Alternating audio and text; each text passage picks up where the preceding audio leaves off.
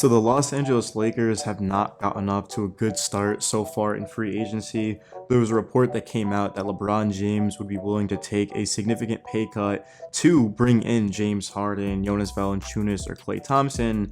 And then all of a sudden, we saw a report come out that the Lakers had a serious possibility of actually acquiring Thompson because, of course, they have that mid-level exception, which they were going to fully use on Thompson. But then he ends up getting a lot more money than I at least personally thought.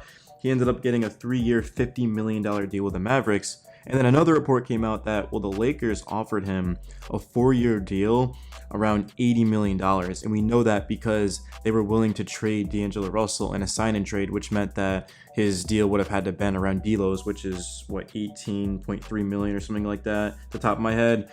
So the Lakers, they're being aggressive. They're doing exactly what LeBron James and Anthony Davis wanted to this offseason, and that's go out there and get us another big-time starter. Not star, but just somebody in the starting lineup that can elevate this team, because the Lakers could not shoot threes against the Nuggets. Overall, in the regular season, they were efficient. They were actually one of the more efficient teams in basketball, but they didn't shoot a lot of threes.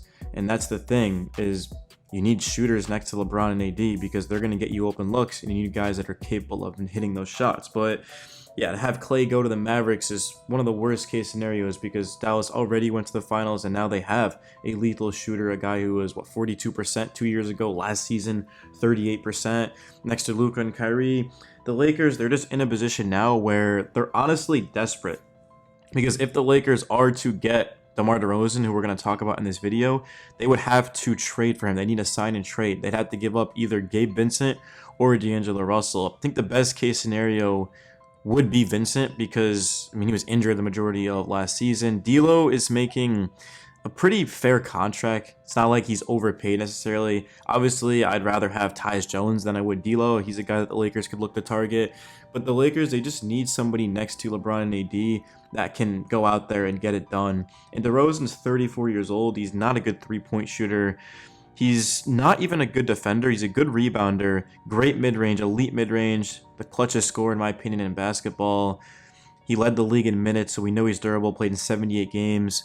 Just the question is the fit, because you bring in JJ Redick. He already said on numerous occasions that he wants this team to become more of a three-point shooting offense, and going and getting DeRozan, who takes 2 threes a game and is a 30% three-point shooter in his career.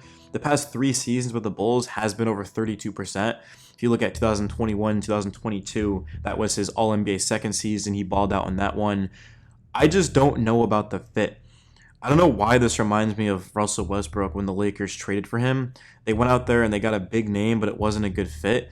Do we really think that DeRozan, LeBron, and AD would be better than the team last year? I think the upside's certainly there, but I think the floor is kind of low, because if you were to ask me before right now, how are the Lakers going to win a championship? I would have told you that the only way they can do it is by getting more length and size and three-point shooting.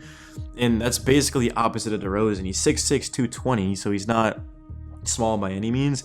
But I think the Lakers need guys that are 6'8", 6'9", that can defend at an elite level and can knock down the three ball. That's exactly what the Lakers should be looking to target.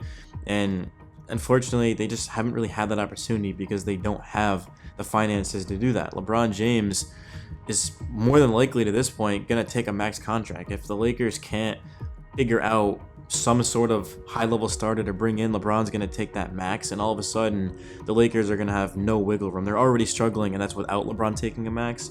So if they can get D'Lo, then LeBron agreed to take a pay cut, and they'd be able to use that full mid-level exception on DeRozan. The question is, would DeRozan take that? Because Klay clearly wasn't willing to take that. DeRozan could probably get 20 to 25 million annually somewhere else, or he could come home because he's from LA and finally chase his dream and play with the Lakers, LeBron, and AD. Of course, back in 2021, DeRozan was linked to the Lakers in free agency. I think the names that the Lakers should target are Dorian Finney-Smith, Cam Johnson, Jeremy Grant, Kyle Kuzma, all guys that can knock down, catch and shoot threes, that can defend, that have good size and length.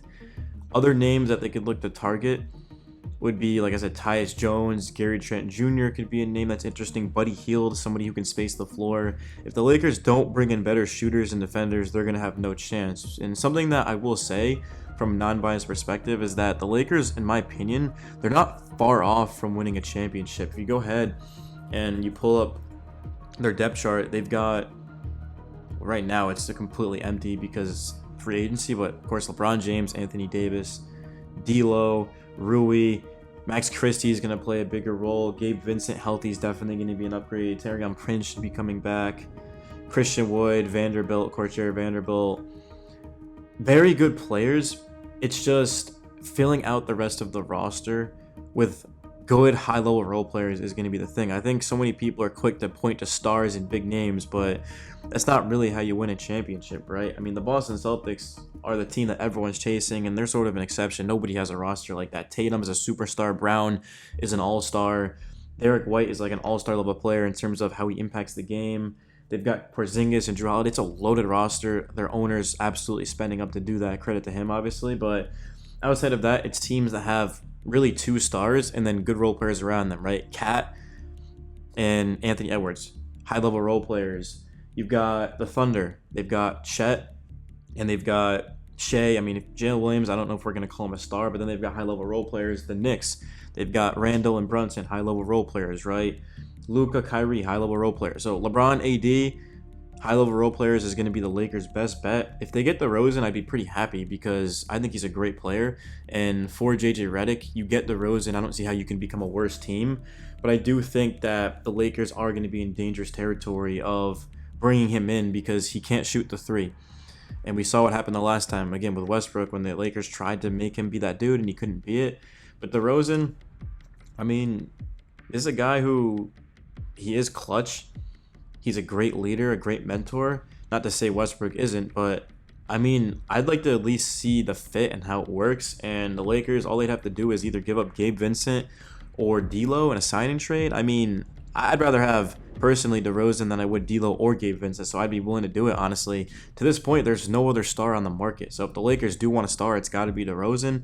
If they want just sort of more depth, then they're going to have that opportunity as well. But it's looking like the Lakers do want to bring in a big-time name. And LeBron James, who is the best player on this team, he's the leader. I mean, he's the guy that everyone talks about every single day, of course, because it's LeBron.